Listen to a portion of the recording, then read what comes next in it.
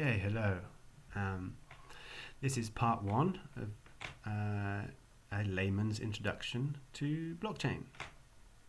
Now, if you know a lot about the technical details of blockchain and cryptocurrency, then there's a lot you could add to this. And actually, I'm probably getting a few things a little bit wrong. But this is a very simple, basic laydown for your average citizen. Right, now, so what is a blockchain? And in very simple terms, a blockchain is a database which is distributed amongst a set of nodes to form a computer network. And we're going to look here just at Bitcoin, the Bitcoin network, and the other ones will be in the next part, the ones that came later. So yeah, you have basically in the Bitcoin network, every node will have a complete data set. So every node has a history of every single transaction that has happened on the network. Hence why it's a distributed ledger. And when a transaction comes into the network, first it goes into a block, and that block will hold a certain amount of transactions. It has a limited size, like 8 megabytes. And the size of that block is very critical to the technical side of a blockchain, but we're not going to go into that.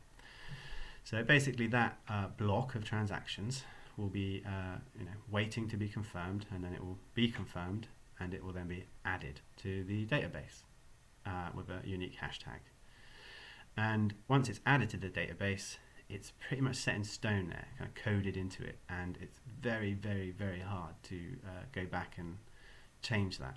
And then so you basically have one block following another block following another block. So it's called a blockchain. Now, the basic node in a cryptocurrency network acts like a validator. So it's very hard, well, it's impossible for one node to suddenly start modifying its database, because all the other nodes on the network will compare it to their database, and it will be shown to be erroneous, and it will be excluded from the network. Now, there is an important difference between the nodes, and this comes in when you're talking about how the actual confirmation of the transactions happen. So you have the basic node, and then you have what's called a mining node. So when a block is full of pending transactions, you basically have the mining nodes will then pour resources into solving vastly complicated mathematical problems for the sole purpose of spending vast amounts of electricity, vast amounts of resources. And it's a critical point that this has to be resource hungry. I'll come to that in a minute. But yes, effectively, once all those problems are solved by the miners, the transactions are confirmed, the Bitcoin will be sent to the different wallets, and the blocks added to the blockchain. Also, those miners will receive a fraction of Bitcoin, a certain amount of Bitcoin. Now, these miners, they perform two roles there. They confirm the transactions, and they produce new Bitcoin. And this is important because you need some method of introducing Bitcoin into the network.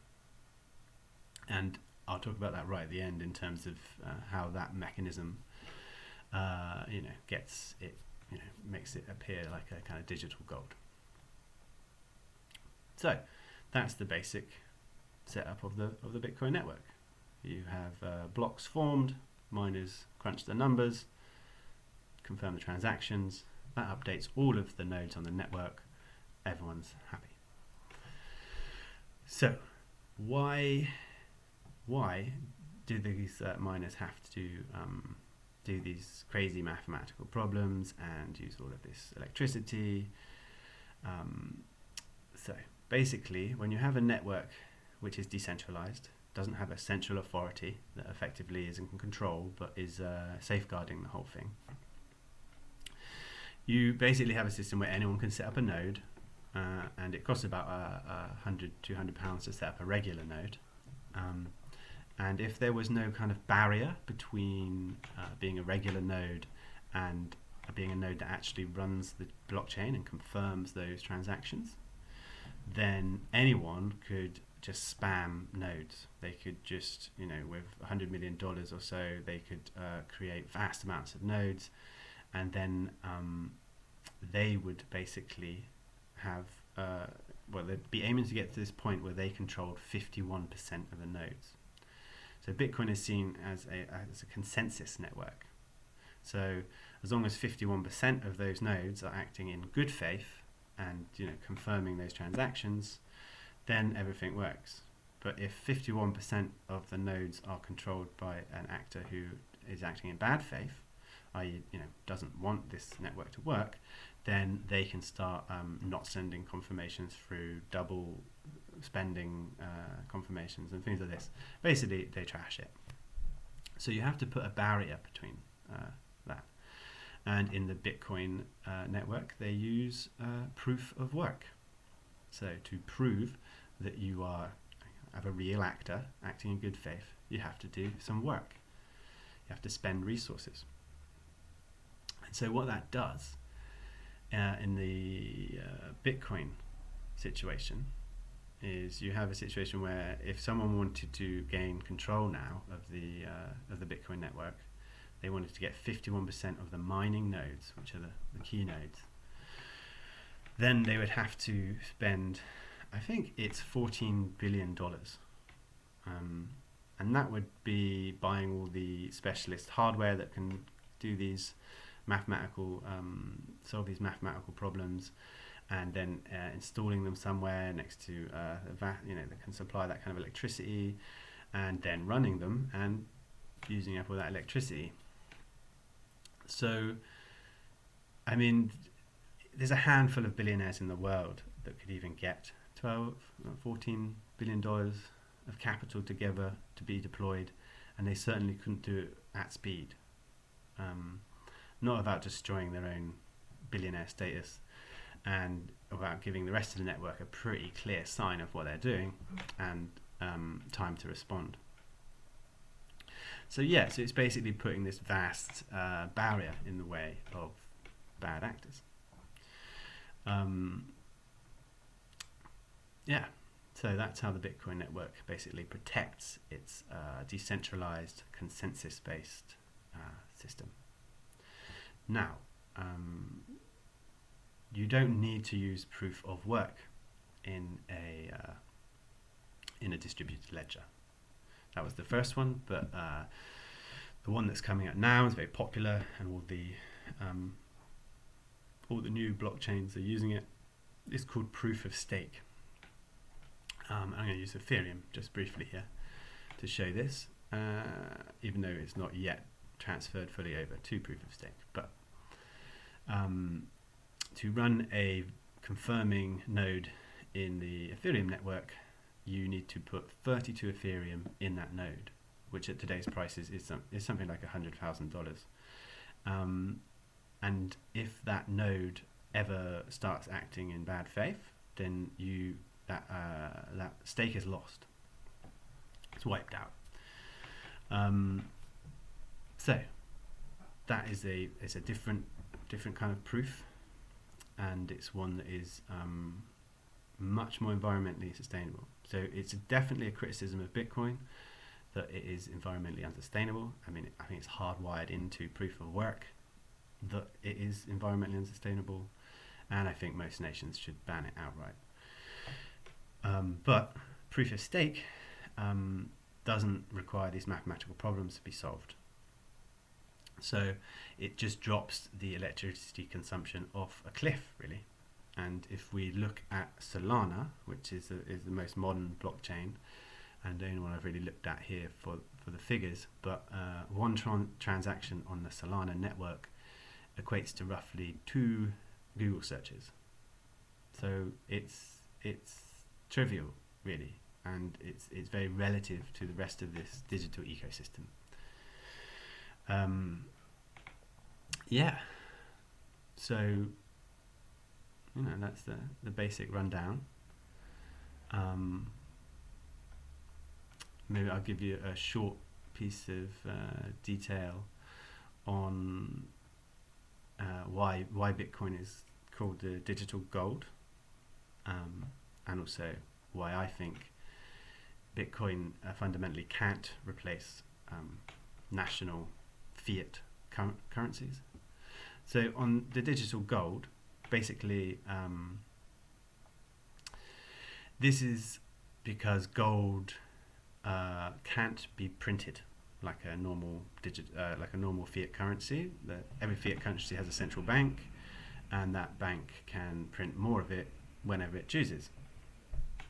And you can't do that with gold. You have to mine more of it out of the ground, and there's a pretty good estimate of how much gold is left, and the miners are obviously just drip feeding it into the market to maintain the gold price. And that is basically very similar to how Bitcoin produces more Bitcoin. The network has an algorithm that sets it. It's very standardized. It's very predictable. The amount of Bitcoin that will be coming out of the mining process, and I think it changes. It changes every so often, every few years. The amount of Bitcoin released will be halved. They call it the halvening. And so something like that is considered anti-inflationary, because if you print a lot of dollars, like they have done recently, then you cause inflation, because the dollars are worth less per unit now there are more of them. So gold and Bitcoin is seen as anti-inflationary, because that doesn't happen. The input into the system of new gold, new Bitcoin is very stable. In fact, in the Bitcoin sense, it is anti-inflationary, because it halves every 3-4 years, whatever it is. So that's the similarity people put with gold. Now, why won't Bitcoin realistically replace fiat currencies? That's in ignoring all of the environmental issues or the scalability issues, but just looking at the politics. Countries need control of their monetary policy. Ever since, even when there was the gold standard. Actually, I think the gold standard did limit it, didn't it? But yeah, basically, since we've left the gold standard, countries are allowed to print their currency in response to global events. They can devalue their currency. They can increase the value of their currency, depending on whether they want to be an import and an export economy. So no country in the world is going to give up that kind of power politically over their economy. They're just not going to do it. So Bitcoin will never become a national currency, I don't think. It could, though, become a reserve currency, like gold, for the kind of the modern world. Because, and that's very appealing, I think, to countries. So at the moment, there's a lot of countries that have got a lot of debt in dollars. Dollars is the global currency. And now the Federal Reserve is talking about raising interest rates. So as soon as the Federal Reserve raises interest rates, then I believe people with mountains of dollar debt have to pay more. So in a way, you're wedding your economy to something outside of your control. And yeah, this is a clear reason why America wants to keep the dollar as a reserve currency, because it gives it leverage over current countries all over the world. And you could see why people would want to move to a more universal system, and Bitcoin, could be that, but as long as it keeps fluctuating, it won't be. But maybe 10, 15 years from now, it will stabilize and then be a legitimate reserve currency.